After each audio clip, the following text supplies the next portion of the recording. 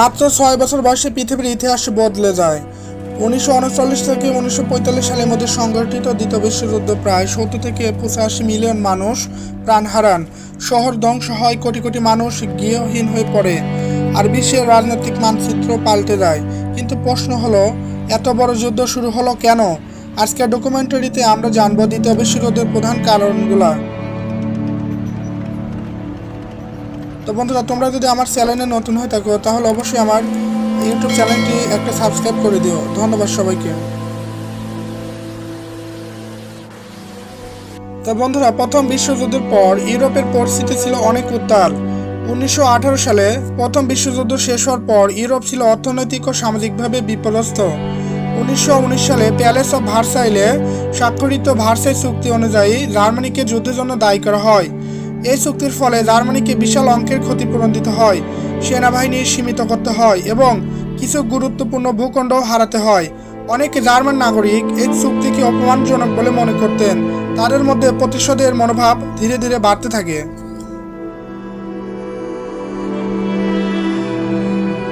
অর্থনৈতিক সংকট ও হিটলারের উত্থান। 1929 সালে মহামন্দা জার্মানির অর্থনীতিকে আরও দুর্বল করে দেয়। বেকারত্ব বেড়ে যায়, ব্যবসা বন্ধ হয়ে যায় এবং সাধারণ মানুষের জীবন কঠিন হয়ে ওঠে। এই অস্থিরতার সুযোগ নিয়ে অ্যাডলফ হিটলার তার নাৎসি পার্টি জনপ্রিয়তা অর্জন করে। হিটলার প্রতিশ্রুতি দেন যে তিনি জার্মানিকে আরও শক্তিশালী করবেন, অর্থনীতি পুনর্গঠন করবেন এবং ভার্সাই চুক্তির অপমানের প্রতিশোধ নেবেন। 1933 সালে তিনি জার্মানির চ্যান্সেলর হন এবং দ্রুত ক্ষমতা নিজের হাতে কেন্দ্রীভূত করেন। ক্ষমতায় এসে হিটলার ভার্সাই চুক্তির শর্ত ভাঙতে শুরু করেন। তিনি সেনাবাহিনী শক্তিশালী করেন, অস্ত্র উৎপাদন বাড়ান এবং একের পর এক প্রতিবেশী অঞ্চলে প্রভাব বিস্তার করতে থাকেন। 1936 সালে রাইনল্যান্ডে সেনা পাঠানো, 1938 সালে অস্ট্রিয়াকে জার্মানির সঙ্গে যুক্ত করা এবং পরে চেকোস্লোভাকিয়ার অংশ দখল, এসব পদক্ষেপ ইউরোপে উত্তেজনা বাড়িয়ে তোলে।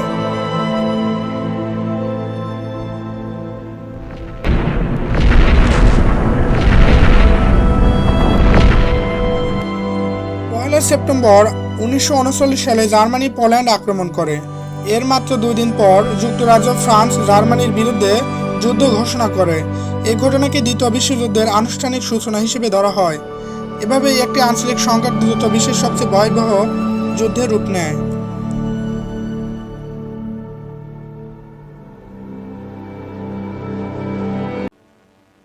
Here is the historic last stand of Danzig's loyal defenders. They're entrenched in the city's post office and under repeated fire of Nazi-trained militiamen. 1839 সালের 1 সেপ্টেম্বর ভোরের আলো ফুটতে জার্মান সেনাবাহিনী পশ্চিম দিক থেকে পোল্যান্ডে আক্রমণ চালায়। শত শত ট্যাঙ্ক, হাজার হাজার সৈন্য এবং যুদ্ধবিমান একযোগে হামলা শুরু করে। এই আক্রমণ ছিল এত দ্রুত এবং সংগঠিত যে পোল্যান্ডের সেনাবাহিনী প্রতিরোধ গড়ে তোলার আগেই অনেক এলাকা জার্মানির নিয়ন্ত্রণে চলে যায়। জার্মানির এই আগ্রাসন ইউরোপের আতঙ্ক ছড়িয়ে দেয়, কারণ অনেকেই বুঝতে পারেন এটি শুধু একটি দেশের বিরুদ্ধে যুদ্ধ নয়, আরও অনেক বড় সংঘাতের শুরু। পোল্যান্ড আক্রমণের মাত্র 2 দিন পর 3রা সেপ্টেম্বর 1939 যুক্তরাজ্য ফ্রান্স জার্মানির বিরুদ্ধে আনুষ্ঠানিকভাবে যুদ্ধ ঘোষণা করে। এভাবে দ্বিতীয় বিশ্বযুদ্ধের আনুষ্ঠানিকভাবে শুরু হয়। তবে যুদ্ধ ঘোষণা করলেও শুরুতে পশ্চিম ইউরোপে বড় ধরনের সংঘাত হয়নি। এই সময়কে অনেক ইতিহাসবিদ নীরব যুদ্ধ বলে উল্লেখ করেন, কিন্তু সেই নীরবতা বেশি দিন স্থায়ী হয়নি। জার্মানি একটি নতুন যুদ্ধ কৌশল ব্যবহার করে, যার নাম ছিল বজ্রগতির যুদ্ধ। এই কৌশলে ট্যাঙ্ক, যুদ্ধবিমান এবং পদাতিক বাহিনী একসঙ্গে খুব দ্রুত আক্রমণ চালাতো। এতে শত্রুর পক্ষ সংগঠিত হওয়ার আগেই প্রতিরক্ষা ভেঙে পড়ত। এই কৌশল ব্যবহার করে জার্মানি খুব অল্প সময়ের মধ্যে একের পর এক দেশ বিজয় অর্জন করতে থাকে। 1940 সালে Germany Denmark, Norway, Belgium, Netherlands এবং শেষ পর্যন্ত ফ্রান্স আক্রমণ করে। মাত্র কয়েক সপ্তাহের মধ্যে ফ্রান্স পরাজিত হয়। জার্মান সৈন্যরা প্যারিসে প্রবেশ করে। হিটলারের নেতৃত্বে জার্মানি তখন ইউরোপের সবচেয়ে শক্তিশালী সামরিক শক্তিতে পরিণত হয়।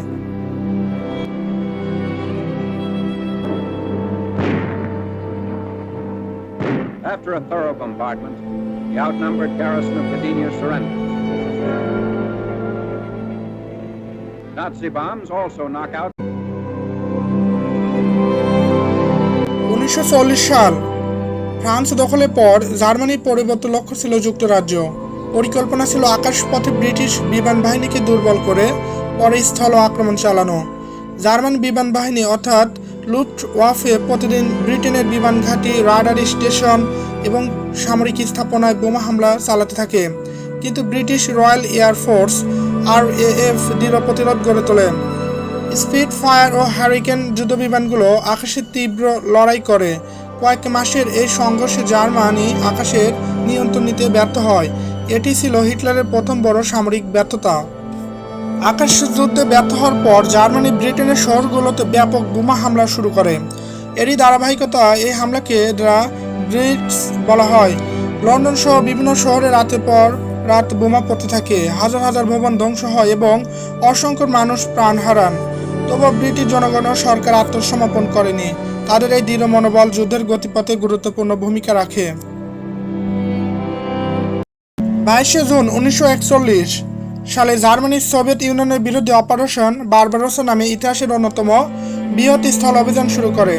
লক্ষ লক্ষ সৈন্য, হাজার হাজার ট্যাঙ্ক এবং বিমানে জার্মান বাহিনী দ্রুত অগ্রসর হয়। প্রথম দিকে তারা বড় সাফল্য পেলেও বিশাল দূরত্ব, কঠোর শীত এবং সোভিয়েত বাহিনীর পাল্টা প্রতিরোধ তাদের গতি থামিয়ে দেয়।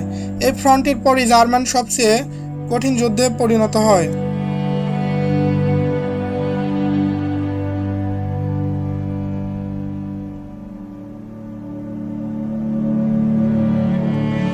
সাতই ডিসেম্বর 1941 সালে জাপান যুক্তরাষ্ট্রের পার্ল হারবার নৌঘাঁটিতে আকস্মিক হামলা চালায়। এই হামলায় বহু যুদ্ধজাহাজ ক্ষতিগ্রস্ত হয় এবং হাজারেরও বেশি মার্কিন সেনা ও নাবিক নিহত হন। এর পরদিন যুক্তরাষ্ট্র জাপানের বিরুদ্ধে যুদ্ধ ঘোষণা করে। অল্প সময়ের মধ্যে জার্মানি ও ইতালিও যুক্তরাষ্ট্রের বিরুদ্ধে যুদ্ধ ঘোষণা করে। এর ফলে দ্বিতীয় বিশ্বযুদ্ধে সত্যিকার অর্থে একটি বৈশ্বিক যুদ্ধে পরিণত হয়। ইউরোপ, আফ্রিকা এবং এশিয়া তিন মহাদেশই বড় যুদ্ধ শুরু করে।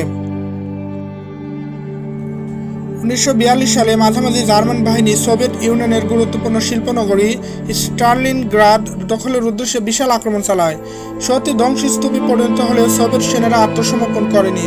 তীব্র শীত, খাদ্যের সংকট এবং চারিদিক থেকে সোভিয়েত বাহিনীর পাল্টা আক্রমণে জার্মান সেনারাও ঘেরা হয়ে পড়ে। কয়েক মাসের রক্তক্ষয়ী যুদ্ধের পর 1943 সালে ফেব্রুয়ারিতে জার্মান বাহিনী আত্মসমর্পণ করে। ইতিহাসবিদদের মতে এই যুদ্ধই ছিল দ্বিতীয় বিশ্বযুদ্ধের অন্যতম বড় মোড়। এরপর থেকে জার্মানি ধীরে ধীরে রক্ষণাত্মক অবস্থানে চলে যায়। 1943 সালে মিত্রবাহিনী ইতালির সিসিলি দ্বীপে অভিযান শুরু করে। এরপর একের পর এক পরাজয়ের ফলে ইতালির শাসক বেনিতো মুসোলিনি ক্ষমতা হারান। পরবর্তীতে ইতালির মিত্রবাহিনীর সঙ্গে সহযোগিতা শুরু করে। এতে জার্মানিকে একই সঙ্গে পূর্ব দক্ষিণ ইউরোপে যুদ্ধ চালাতে হয়, যা তাদের জন্য বড় চাপ সৃষ্টি করে। 6 জুন 1944 এই দিনটি ইতিহাসে ডি ডে নামে পরিচিত। মিত্রবাহিনী ফ্রান্সের নরম্যান্ডি উপকূলে হাজার হাজার জাহাজ, বিমান ও সৈন্য নিয়ে বিশাল আক্রমণ চালায়। প্রবল প্রতিরোধের মুখেও তারা সৈকতে অবস্থান নিশ্চিত করতে সক্ষম হয়।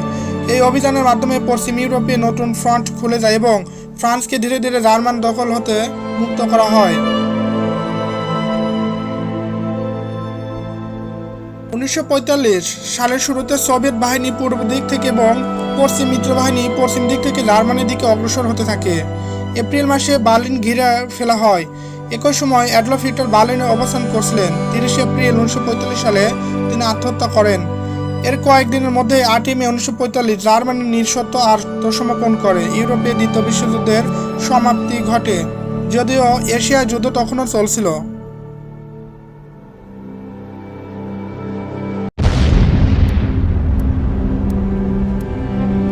1945 সালে মে মাসে ইউরোপে যুদ্ধ শেষ হলেও প্রশান্ত মহাসাগরীয় অঞ্চলে জাপানি এখনও লড়াই চালিয়ে যাচ্ছিল। জাপানের সেনাবাহিনী আত্মসমর্পণ করতে রাজি হচ্ছিল না। হ্যারি এস ট্রুম্যান এর নেতৃত্বাধীন যুক্তরাষ্ট্র যুদ্ধ দ্রুত শেষ করার উপায় খুঁজছিল। এ সময় জাপানের মূল ভূখণ্ডে আক্রমণ চালালে উভয় পক্ষেই বিপুল প্রাণ হানির আশঙ্কা ছিল। 6 আগস্ট 1945 যুক্তরাষ্ট্র জাপানি হিরোশিমা শহরে প্রথম পারমাণবিক বোমা নিক্ষেপ করে। 3 দিন পর 9 আগস্ট দ্বিতীয় পারমাণবিক বোমা ফেলা হয় নাগাসাকি শহরে। এই দুই হামলায় তাৎক্ষণিকভাবে এবং পরবর্তী সময়ে বিকিরণের প্রভাব বিপুল সংখ্যক মানুষের মৃত্যু ঘটে। ইতিহাসে এটি একমাত্র যুদ্ধ যেখানে পারমাণবিক অস্ত্র ব্যবহার করা হয়েছে।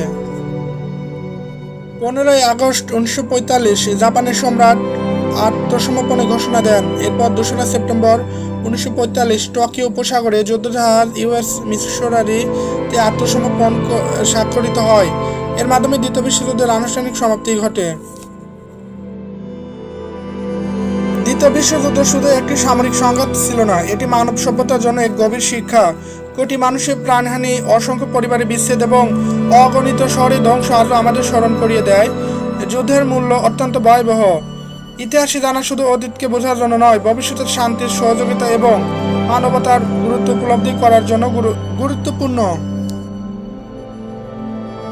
যদি এই ডকুমেন্টারি আপনার ভালো লেগে থাকে তাহলে ভিডিওটি লাইক করুন, চ্যানেলটি সাবস্ক্রাইব করুন এবং নতুন ইতিহাস ভিত্তিক ডকুমেন্টারির জন্য সঙ্গেই থাকুন। ধন্যবাদ সবাইকে।